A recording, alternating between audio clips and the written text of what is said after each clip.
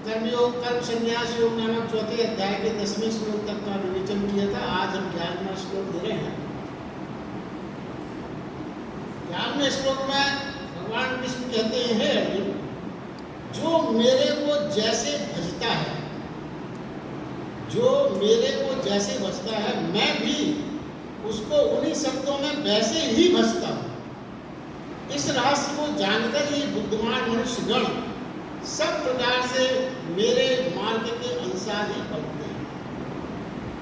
अब ये श्लोक का अर्थ आपको बताया गया। देखिए, बड़ी विचित्र बात लगती है जब हमें ये सुनने को मिलता है भगवान के ही द्वारा कि भगवान भजता है। भजने का काम तो हम सब प्राणियों का हम मानते हैं, भगवान भी भजता है। ये कैसी विचित्र बात भगवान श्री कृष्ण ने इस श्लोक में की। तो इसको समझना होगा, इसकी गहराई क्या है, इसमें क्या रहस्य छिपा है। वास्तव में इसमें जो रहस्य ये है, ये एक जो सूत्र है इसमें, वो आध्यात्मिक रेजोनेंस का है। आध्यात्मिक रेजोनेंस, आध्यात्मिक प्रतिसंवाद। रेजोनेंस का मतलब आप समझते हैं अच्छी तरह से। पहाड़ों पे कई लोगों ने इसका प्रैक्टिकल अनुभव भी किया हुआ। हम कुछ आवाज़ बोलते हैं, उसकी प्रतिध्वनि कई गुना होकर कई बार भी प्राप्त हुआ। तो ये जो आध्यात्मिक रहस्य इस श्लोक में है, वो आध्यात्मिक रेजोनेंस का है, आध्यात्मिक प्रतिसंवाद का है। घोषणा ये की गई है कि परमात्मा रेजोनेंस से प्रतिध्वनि देता है। ये इसका रहस्य। देखिए, जैसे हम होते हैं, ठीक वैसे ही प्रतिध्वनि हमें मिलेगी।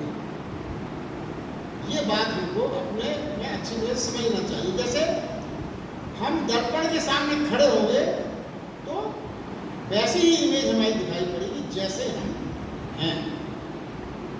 परमात्मा भी जीवंत सत्य है और उसका हृदय पूर्ण स्पंदन से भरा हुआ अस्तित्व है।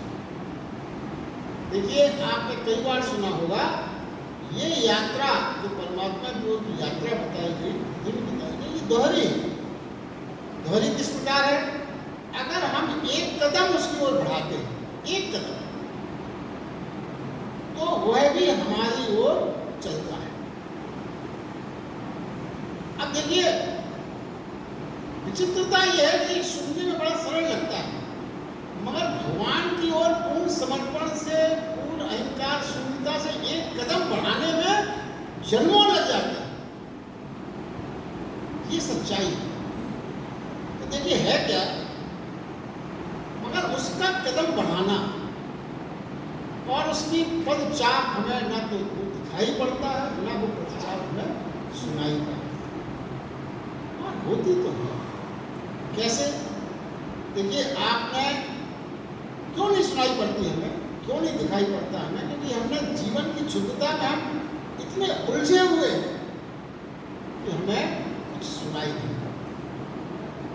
जीवन के तनाव, जीवन की जो तमाम बातें, झंझटें हमारे पास हैं, उनमें हम इतने उलझे हुए हैं कि वो पदचाप हमें सुनाई नहीं पड़ती। देखिए, बहुत साधारण तरीके से इस बात को समझा जाए तो यदि शांत वातावरण हो, कोलाहल बिल्कुल ना हो, किसी प्रकार का कोई ध्वनि, आवाज़ तेज ना हो, तो पेड़ पर बैठी हुई चिड़िया की आवाज़ सुनाई पड़ती, अन्यथा नहीं सुनाई पड़ती। ये एक साधारण सी बात समझने की है। तो देखिए, परमात्मा की ध्वनि भी हमें कब सुनाई पड़ेगी? जब हम ध्यान में हो, मौन में हो, तो परमात्मा की आवाज़ सुन सकते हैं। यही ध्यान का महत्व है। ध्यान का अर्थ ही यही है, उस परमात्मा की आवाज़, अपनी ओर बढ़ने की आवाज़, उसके आशीष की प्रतिध्वनि हम सुन सकें। ध्यान का जो आनंद है, ध्यान में यही आनंद तो छिपा हुआ है। इसीलिए तो हमारे ऋषि मुनियों ने बार बार ध्यान की महत्व का बहुत गुणगान किया है और बहुत हमसे आग्रह किया है कि सबको ध्यान की ओर बढ़ना चाहिए। तो ये है। और मौन का अपना एक महत्व है। मौन भी एक तरह की ध्यान की साधना ही है, प्रक्रिया ही है। ये दोनों बातों का ऋषि मुनि में और भारतीय सनातन धर्म में ध्यान और मौन के महत्व का जो मूल रहस्य छिपा हुआ है, वो यही है। हम उसको समझ नहीं पाते, मगर असली मूल यही कि हम परमात्मा के बढ़ते हुए पदचापों को सुन सकें, उसका एहसास कर सकें। भगवान कृष्ण कहते हैं हम अपने अस्तित्व के चारों ओर अपने प्राणों से प्रतिध्वनि करते हैं। अपने अस्तित्व के चारों ओर हम अपने प्राणों से जो प्रतिध्वनि करते हैं, अनंत गुना होकर वो वापस लौट आते हैं। ये समझने की बात। देखिए, अब आपको कुछ बातें भगवद गीता में भगवान को समझाने की कोशिश करते हैं, अगर जीवन में समझ में आ जाए हमारा जीवन बदल सकता है। भगवान ने इस श्लोक में जो कहा है वो ये है कि आपके जीवन में, हमारे जीवन में दुख है।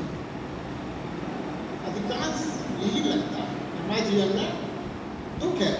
तो ये बात बड़ी स्पष्ट समझ लेना कि आपने अपने चारों तरफ दुख के स्वर ही फेंके। अनजाने में आपको लग सकता है कि हमने दुख के स्वर नहीं फेंकते, मगर कभी कभी आपके कृत्य ऐसे हो जाते हैं कि वो दुख के स्वर का ही रूप ले लेते हैं। तो जो प्रतिध्वनि आएगी आपके जीवन में वो दुख के रूप में ही आने वाली है, इसमें कोई संशय नहीं है। यदि आपके जीवन में यदि घृणा है तो ये निश्चित मानना जानना आपने घृणा के स्वर ही समाज में फेंके, वही लौट के आ रहे हैं। अगर आपको ऐसा लगता हो अपने जीवन में कि आपको प्रेम नहीं मिल रहा है किसी का, बार बार चाहने पर भी, तो निश्चित मानिए आपने प्रेम की आवाज ही नहीं दी।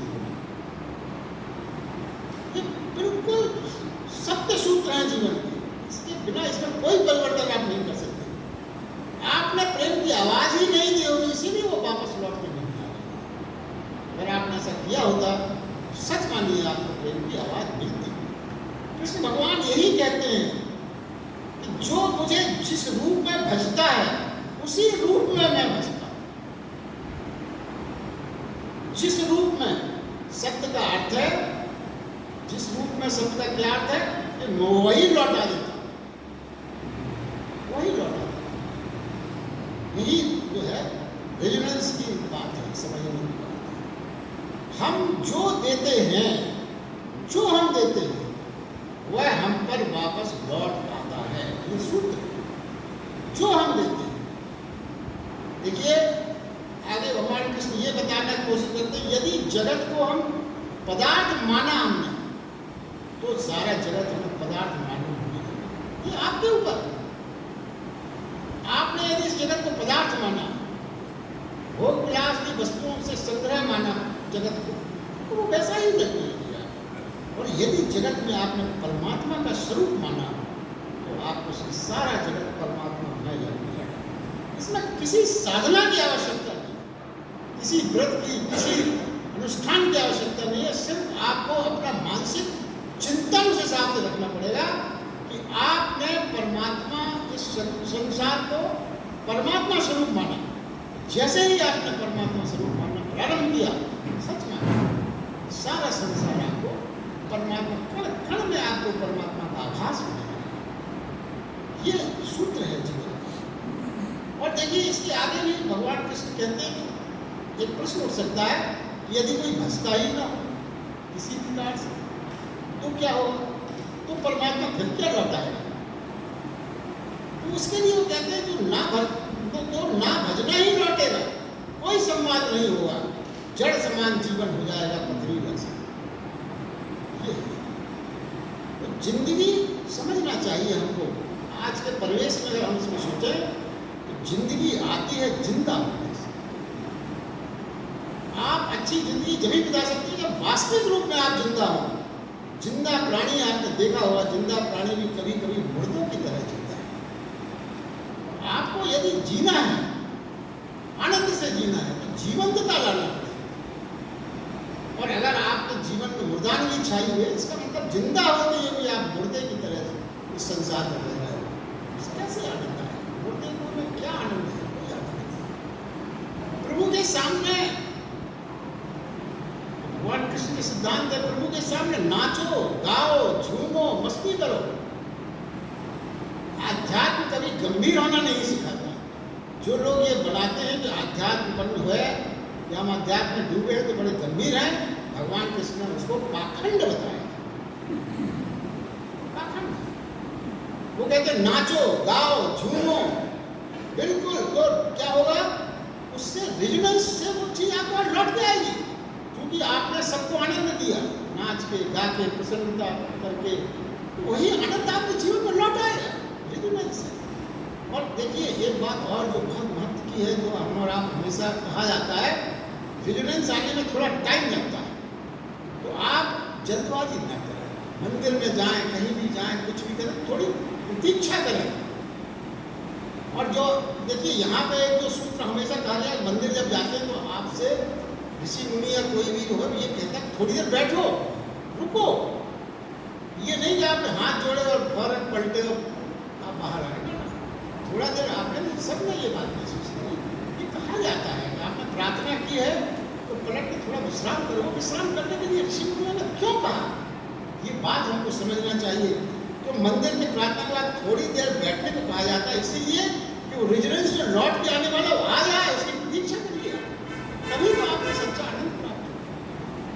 ये जीवन के छोटे छोटे सिद्धांत हैं जो हम अपने जीवन को आनंदित बनाने के लिए व्यवहारिक रूप से बहुत सरलता से कर सकते हैं।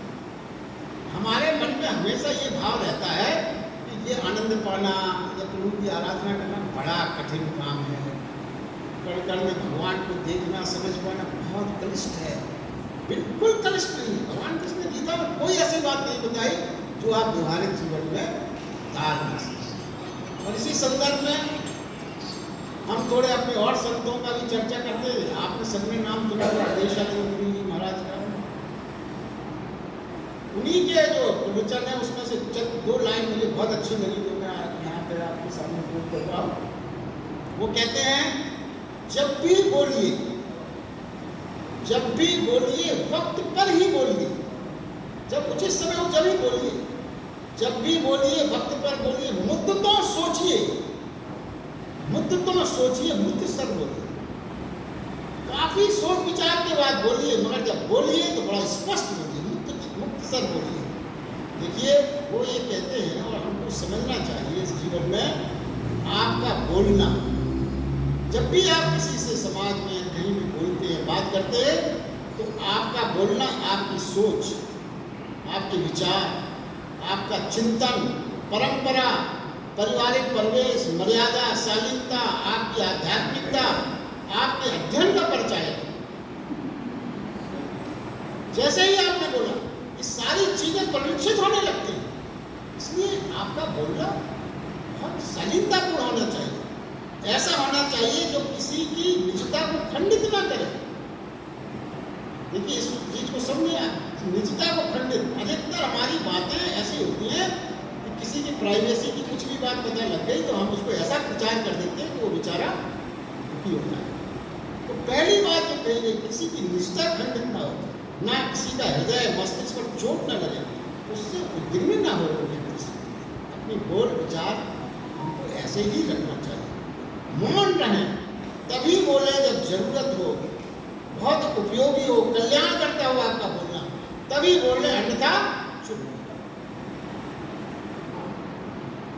और इसके आगे भगवान कृष्ण ने आगे भी कहा है कि आपको यदि अपनी साधना की परीक्षा करना हो कि हमारी साधना कहाँ तक पहुँची है, तो आप सिर्फ एक छोटा सा फार्मूला बताया गया है, वो ये है कि आप अपने एकांत में कितने पवित्र रह पाते हैं, इसी पर आपकी साधना की दूर तक पहुँची सकती है।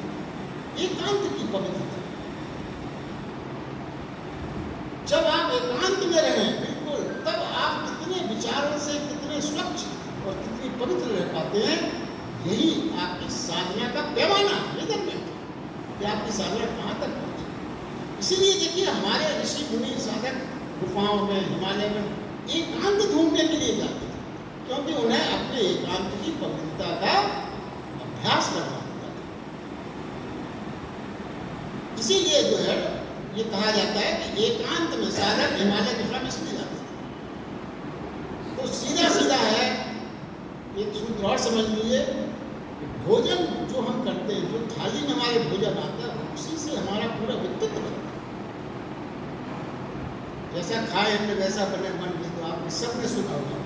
तो क्या है, भोजन भोग की ओर ले जाता है, और अगर उसी भोजन को हमने प्रसाद के रूप में बना लिया तो फिर वो परमात्मा भोजन वही है, मगर यदि आपने उसको परमात्मा प्रसाद के रूप में परिवर्तित कर दिया तो फिर वो आपको परमात्मा की हो जाएगा। हमारी थाली ही हमारा मन निर्मित करता है, ये हमको सूत्र रूप से समझना। अब देखिए आगे चलते हैं, अगला श्लोक है 12वां श्लोक। वो भगवान ये कहते हैं, जो प्राणी मेरे तत्व से नहीं जानते वे इस लोक में कर्मों का फल चाहते हुए भी देवताओं को पूछते हैं और उनके कर्मों से उत्पन्न हुई सिद्धि शीघ्र ही हो जाती है। देखिए भगवान कृष्ण बहुत दयालु है, करुणा के कारण ही उनका जन्म लिया। यहाँ पर वो हम और आप ऐसे कमजोर लोगों का व्याख्यान के बारे में बता रहे हैं रास्ता, इसको अपन समझें तो आपको बहुत सुखद लगेगा। कहते हैं देखिए परम शक्ति यानी परमात्मा से संपर्क होना बहुत कठिन है, इसमें कोई शक नहीं। हम सबने अभी तक जो कुछ भी सुना है बहुत कठिन है। क्यों कठिन है? उसमें आपको अपने मैंपन को, अपने सर्वस्व को पूर्णतः से मिटाना होगा, पूर्णतः से मिटाना। थोड़ा भी मैंपन, थोड़ा भी अहंकार, थोड़ा भी अपने अस्तित्व का शेषा आपको परमात्मा से मिला ही नहीं सकता। देखिए ऐसा समझ लें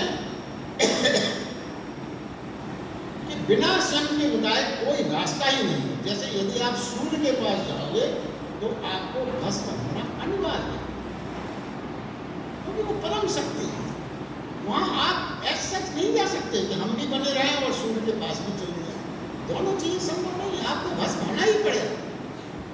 तो मगर ये क्या है तो भगवान कृष्ण ने इस बात को समझा, ये सबके बस की बात नहीं है। फिर उन्होंने दूसरा रास्ता बताया इस श्लोक में। क्या कहते हैं? परम प्रकाश हेतु सूर्य उदय चाहिए, मगर दिए से भी तो प्रकाश की कुछ न कुछ प्रकाश तो मिल ही जाता है। दिया भी तो हमको प्रकाश देता है, और उस दिए के प्रकाश में उसमें स्वयं का मिटना भी जरूरी नहीं है। दिए के पास आप जा सकते हो, उसमें आपको सर्वस्व भस्म होने की कोई आवश्यकता नहीं। सूर्य के पास तो बिना भस्म हुए आप जा नहीं सकते। तो आप ये परिकल्पना करें कि परम शक्ति परमात्मा तो है सूर्य, जहाँ हर कोई नहीं जा सकता, और उसी परमात्मा ने आपको रास्ता दिखाया, तुम मेरे पास मत आओ क्योंकि तुम्हारे बस का नहीं है, कठिन है काम, तुम दिए के पास जाओ। दिए से क्या मतलब है?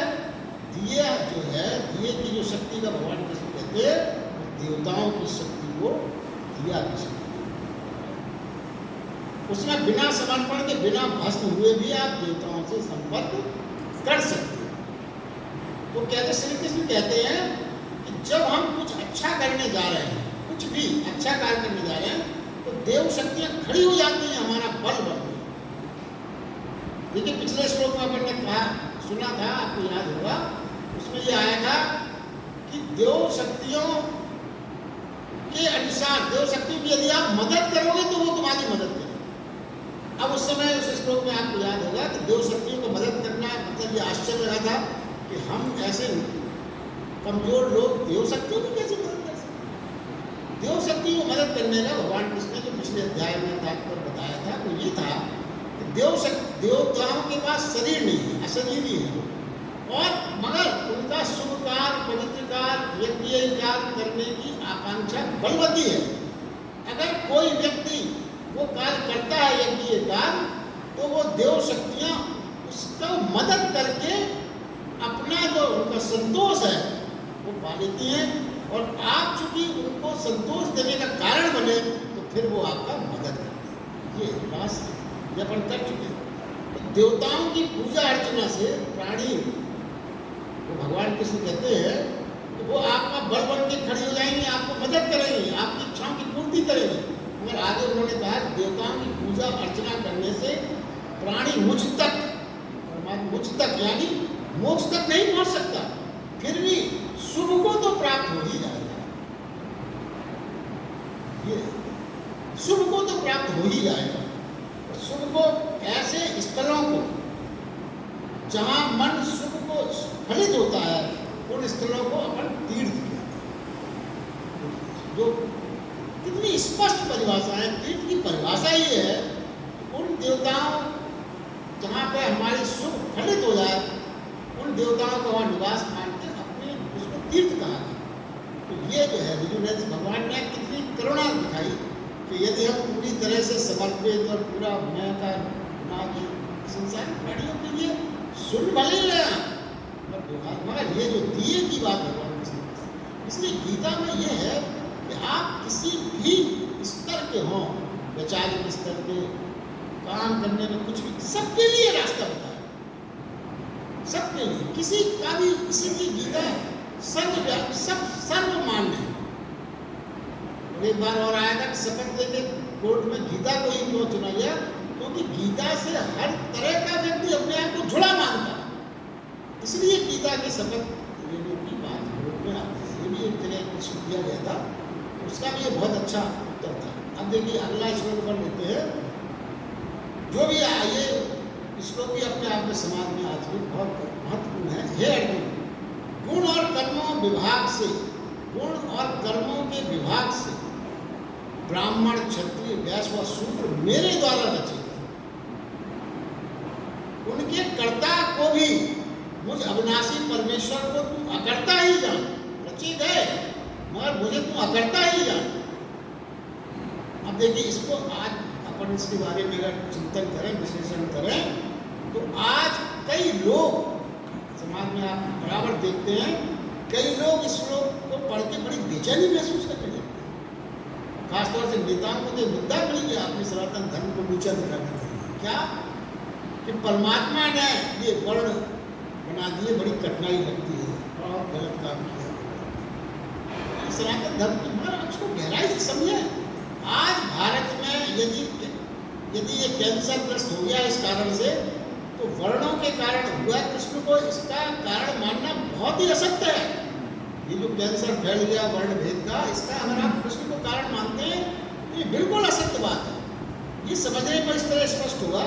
देखिए हम एक बात को अच्छी तरह समझना, जीवन में कोई भी असत्य भी सत्य पर ही आधारित होता है। कोई ना कोई सत्य पहले चाहिए उस असत्य को निर्मित करने के लिए। यदि कोई सत्य होगा ही नहीं तो असत्य की एग्जिस्टेंस ही नहीं हो सकता। और असत्य बोलने वाले जो असत्य भी बोलता है वो सबसे अधिक किसमें खाता है कि मैं सत्य बोल रहा हूँ। जो सत्य बोल रहा है वो कभी नहीं कहेगा कि मैं सत्य बोल रहा हूँ, ठीक है, उसे तो मानो मैं सत्य बोल रहा हूँ।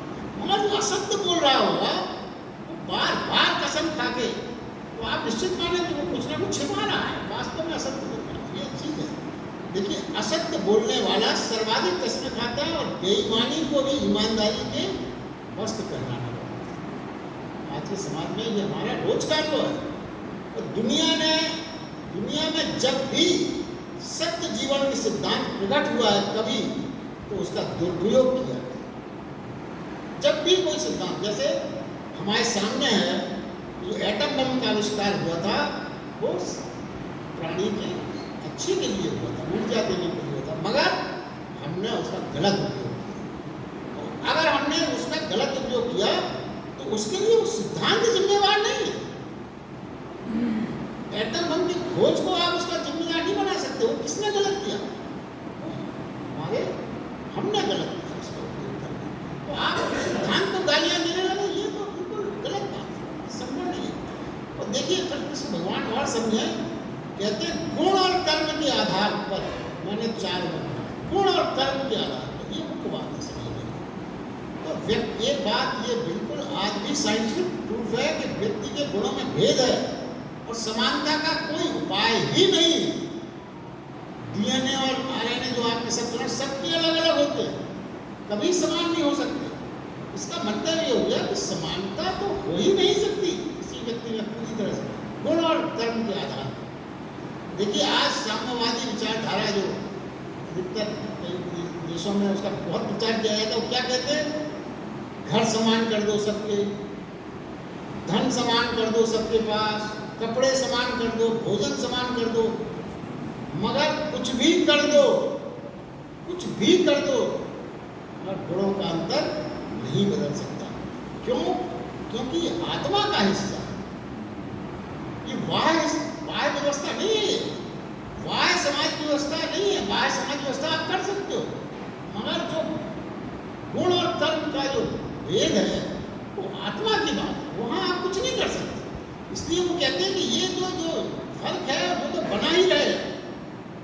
और कृष्ण भगवान ने इन्हीं गुणों और कर्म के आधार पर ही विभाजन किया है, जन्म के आधार पर। क्या है जो ब्राह्मण किसको कहा उन्होंने? जो ज्ञान का खोजी है, उसकी आत्मा आतुर है जानने के लिए, अंतहीन यात्रा है, तो ही ब्राह्मण हुआ, गुण से, जन्म से नहीं। क्षत्रिय जो है वो शक्ति का खोजी है, पूजक है, उसको पाने की यात्रा में रत है। वैश्य है, उसे कोई ज्ञान और शक्ति से उन्होंने लक्ष्मी मतलब रुपये पैसे को ही अपनी शक्ति माना, धन की उनको आकांक्षा है। शूद्र श्रम की आकांक्षा है, मजबूरी में नहीं बल्कि ऐसा, देखिए मजबूरी में नहीं कर रहे हैं, जो मजबूरी में नहीं बल्कि ऐसा श्रम न मिले तो उसको जीना मुश्किल हो जाएगा, खाली बैठ नहीं सकता। ये उस समय के विभाजन है तो भगवान कृष्ण ने। और आप इस बात को बहुत अच्छी तरह से समझ सकते हैं थोड़े से इशारे से। स्वयं के गुणों को, गुण में फर्क है, तो क्या है यदि स्वयं के गुण छोड़ के दूसरे गुणों के आधार पर आपको कुछ करना पड़ा मजबूरी में, तो आपका जीवन अड़चनमय हो जाएगा, अशांत हो जाएगा, जीवन में आनंद का विलोपन हो जाएगा। जैसे ब्राह्मण अगर क्षत्रिय बन जाए तो बहुत सी कठिनाई है। अगर एक व्यक्ति जिसको चित्रकारिता जिसके गुण में है और उसको आप फौज में खड़े लड़ना, फौज में लड़ना कोई बड़ा सामान्य काम है, मगर वो व्यक्ति नहीं कर सकता। करेगा तो मन से नहीं कर पाएगा, अशांत रहेगा, दलित रहेगा, जिसका मन चित्रकारी में लगता है। एक कवि हृदय के व्यक्ति को आप कहीं और ऐसी जगह जहाँ लड़ाई झगड़ा है, कोई भी फौजी कह लीजिए, पुलिस कह लीजिए, वहाँ भर्ती कर देगा, तो कभी हृदय व्यक्ति है वो कैसे फिट होगा? तो ये जो अंतर है आपके गुणों में, या किसी क्षत्रिय या किसी बिल्कुल सशक्त व्यक्ति को आप कह दो कि आप तो बस ये कविता लिखो, चित्रकारी करो, नहीं कर पाएगा, विफल हो जाएगा। और अगर किसी मजबूरी से बस उसे करना पड़ा तो उसका सारा जीवन जो है अशांत, आनंद नहीं ले पाएगा। और आज हमारे समाज में जो अशांति है और जो तनाव है, इसी कारण है कि हमारे बच्चों से या तो हम मूर्खतावश जबरदस्ती वो काम करा रहे हैं जो हमारी महत्वाकांक्षा है। हम ये ध्यान नहीं देते कि उसमें क्या है पोटेंशियल। हमने तो दो चार चीज़ अपने दिमाग में फिक्स कर ली, वही बनना है।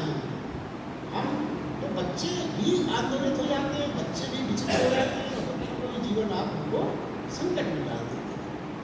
ठीक है, आपने मार्गदर्शन दो, ठीक है, मगर थोड़ा ये स्टडी होती है। भगवान कृष्ण ने 5000 साल पहले ये बात अपने श्लोक में कह दी।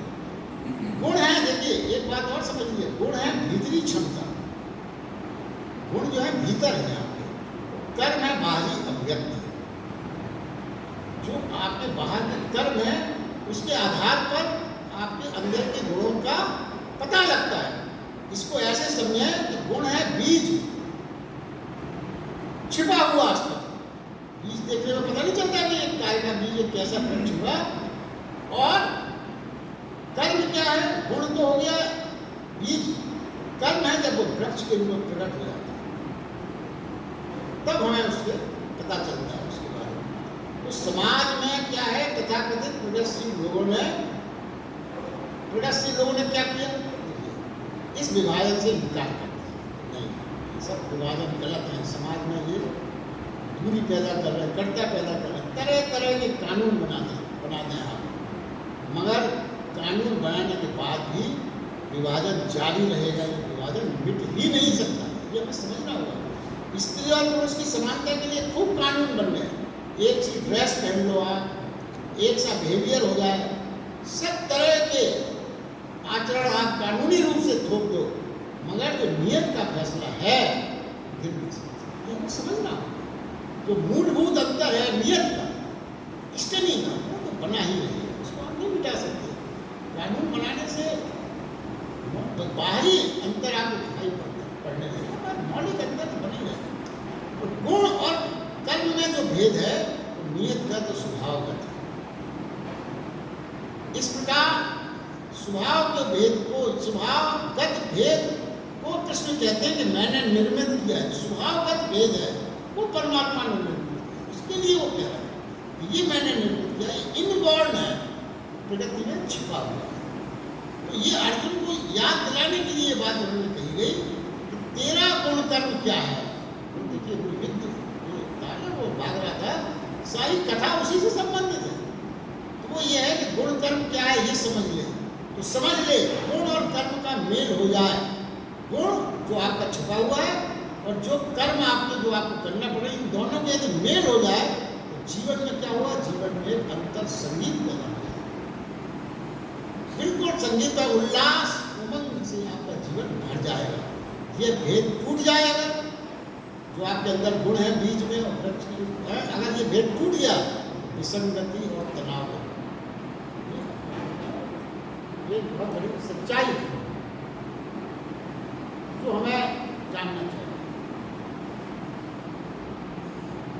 अब इसके आगे आप कहेंगे इसमें बहुत ले लो,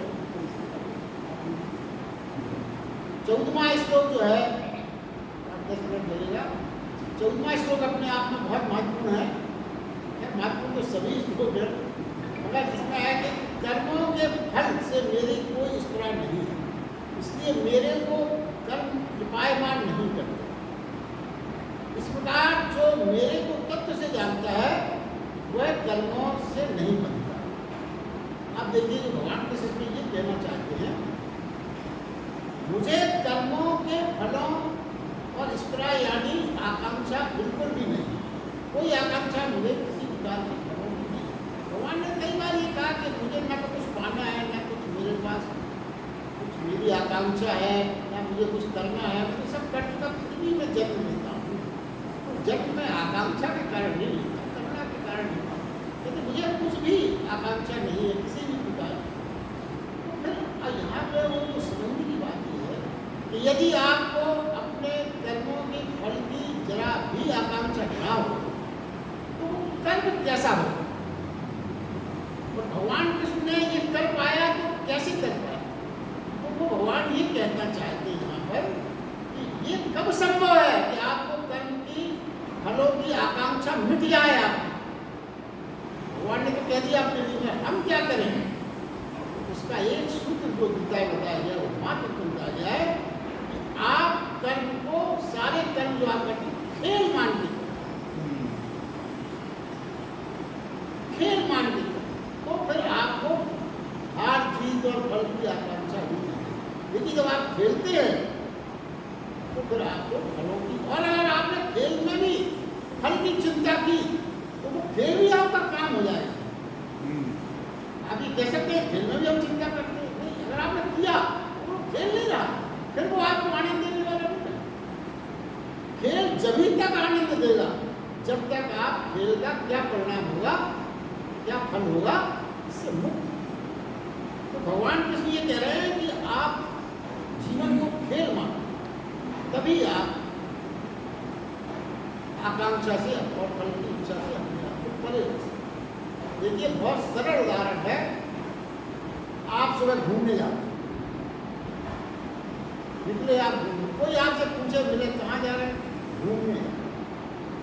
कोई आपको अगर कहीं थकान लगी आपको करना चाहिए, कोई बंधन नहीं, घूम रहे हैं। और उसी रोड से, उसी सड़क से अगर आप ऑफिस जा रहे हो, दुकान जा रहे हो, फिर आपसे कोई पूछता है कहाँ जा रहे हो, तो ऑफिस जा रहे हो, आप लौट नहीं सकते क्योंकि उसमें बहुत जुड़ गया और उसमें आप तनावग्रस्त हो गए। आपको ये फल की चिंता जुड़ गई, घूमने में आपको कोई फल की को नहीं है चिंता, घूम लिया नहीं घूमना, बैठ गए गप्पे करने लगे, लौट आए, तो आप ऑफिस जा रहे हैं, दुकान जा रहे हैं, आपको उसी रास्ते में कोई परिवर्तन नहीं है। अगर आपका चित्त जो है तनाव हो जाए तो आपको दुकान की चिंता है, जनाब आज क्या होगा, किसका बिल देना, ऑफिस जा रहे हैं, अरे वो मीटिंग करना, ये करना, वो करना, तमाम तरह की झंझटें उस समय आपके दिमाग में। और मनुष्य की क्या आदत है कि मनुष्य निर्देश कुछ करते ही नहीं, करता ही नहीं है निर्दोष, तो निर्दोष कुछ करने की कल्पना ही नहीं कर सकता। मगर अस्तित्व हमेशा उद्देश्य ही है। जैसे फूल खिल रहे हैं, वो उसका उद्देश्य है। निर्दोष पक्षी गा रहे हैं, निर्दोष। चांद और सूरज निकल रहे हैं, निर्दोष।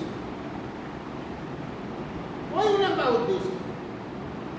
हमारा आपका बिना निरुद्देश होते तो हम कोई काम करने की कल्पना ही नहीं कर पाते। यही तो है ना, भगवान कृष्ण कहते हैं कि वो अस्तित्व में आए हैं, वो कर रहे हैं, तो उनका सारा चीजें निरुद्देश है। भगवान फलों की आकांक्षा के कारण ही हम कर्म करते हैं। ये हमारी ये मूल बात है। फलों की आकांक्षा पहले, फिर कर्म।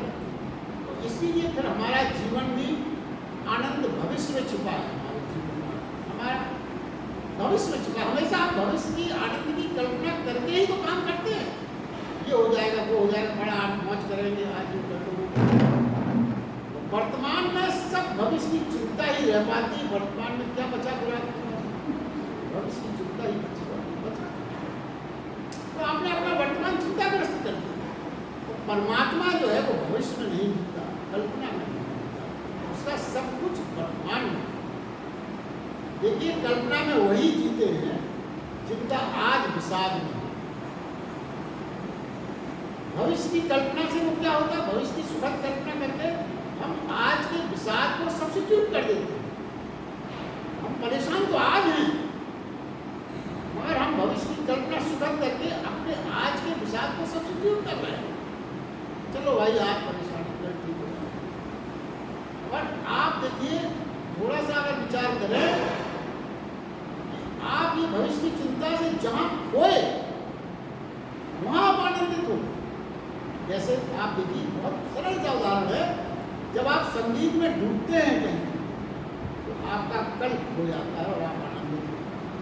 4-4 घंटे आप संगीत में डूबे रहिए, आपको कल की चिंता नहीं होगी, आप आनंदित हो जाओ। तो उस क्षणों में आपके आनंद हो गया। आप ध्यान में उतरते हो, क्या होता है ध्यान में? ध्यान में आनंद क्यों आता है? ध्यान में मात्र इसलिए आनंद आता है कि आप कल के चिंता से मुक्त हो जाते हो थोड़ी देर के लिए। तो इसलिए ध्यान में आनंद आता है। जीवन में आनंद वर्तमान में है, ये हमें समझना है। और वर्तमान में हम वर्तमान को खो देते हैं। अब भगवान कृष्ण को जरा आप देखिए, बांसुरी वो बजा रहे हैं, सुदर्शन चक्र वो चला रहे हैं, परम ज्ञान गीता का भी दे रहे हैं, ग्वालों और गोपियों के साथ नाच भी रहे हैं, उपदेश भी दे रहे हैं, स्त्रियों का वस्त्र हरण भी कर रहे हैं। ऐसा असंगत प्राणी आज तक इस सृष्टि में कोई हुआ है? इतना असंगत चरित्र किसका हुआ? किसी का नहीं। आप कह नहीं सकते, पैदा ही नहीं हुआ। तो क्या कारण है इसका, ये समझना होगा। क्योंकि वो जीवन के प्रति बिल्कुल गंभीर नहीं है, उन्हें कोई चिंता नहीं, बिल्कुल गंभीर नहीं है, सिर्फ खेल चल रहा है। खेल है, कुछ लेना देना नहीं, कोई रस नहीं बन रहा उनको। बस रण कर रहे हैं, नाच रहे हैं, गा रहे हैं, सिर्फ और सिर्फ खेल है उनको, और कुछ नहीं है। वो सिर्फ खेल चल रहा है, इसीलिए वो अपने, इसीलिए उन्होंने शुरू में कहा, यदि आप अपने जीवन को खेल मान लें, आप हमेशा आनंदित हैं। और समय सर्वदा वर्तमान में है, वर्तमान को हम सर्वदा खो देते हैं, सर्वदा हमारा वर्तमान खो जाता है। देखिए, आप और हम ये कहते हैं कि वर्तमान में सुख है, मगर अगर आप उसको समझें तो वर्तमान को हमें मिलता ही नहीं है। मैंने जो बोलने वाला हूँ वो भविष्य है, वो बोल दिया वो अतीत हो गया, जो बोलना है वो भविष्य में आएगा। तो वर्तमान का, वर्तमान में हम है ही नहीं। वर्तमान तो सिर्फ एक छोटा सा ढीना सा पर्दा है जो अतीत और भविष्य के बीच की पैसेज है, इसके अलावा कुछ नहीं है हमारे पास। ये बड़ा रहस्य है। देखिए, वर्तमान में आप जब ही रह सकते हो जब आप समय की सीमा से परे हो जाओ। समय को रोकने की कला है, और आपको उस समय को कैसे रोका जा सकता है? रोका जा सकता है यदि आप आनंद में सच में है। कैसे रोकता है? एक प्रेमी और प्रेमिका एक दूसरे का हाथ पकड़ के बैठे एक दूसरे की आंखों में झांक रहे हैं, घंटों निकल जाते हैं, पता नहीं चलता, सुबह से शाम हो जाती है, वो आनंद है। उनमें समय रुक गया, घड़ी से नहीं है उसका संबंध, उन्होंने वर्तमान का आनंद ले लिया। ये स्थिति बने स्थिति, मतलब आप जब वास्तविक आनंद में होगे समय रुक जाएगा, तो वही भगवान की कहते हैं। और वो जब ही मानोगे आप ना, जब भविष्य की सोच नहीं रहे, अतीत की सोच नहीं रहे, सिर्फ जो है उसका आनंद ले रहे। इसलिए भगवान कृष्ण सब ये कर सके, वस्त्र उठा सके, गोपियों के साथ नाच सके, सब कर सके, गीता सुना सके। हम और आप भी अपने जीवन को आनंद से जोड़े। ध्यान में क्यों कहा गया कि आनंद होता है? ध्यान में इसलिए आनंद होता है कि आप थोड़ी देर के लिए सब चीज़ों से मुक्त हो जाते हैं, कितनी देर आप आनंद में रहते हैं। कई कई उदाहरण हैं कि पूरी रात, पूरा दिन, घंटों बीत जाते हैं, व्यक्ति को बाद में पता लगता है कि अरे मैं 4 घंटे बैठा रहा ध्यान। सिद्ध साहब ने लोग किया हो 3 घंटे ध्यान में निकल जाते हैं आनंद। वो है सही आनंद। समय काफी हो गया, आज के लिए इतना ही। चर्चा अपन बाद में करेंगे। सबका बहुत बहुत धन्यवाद।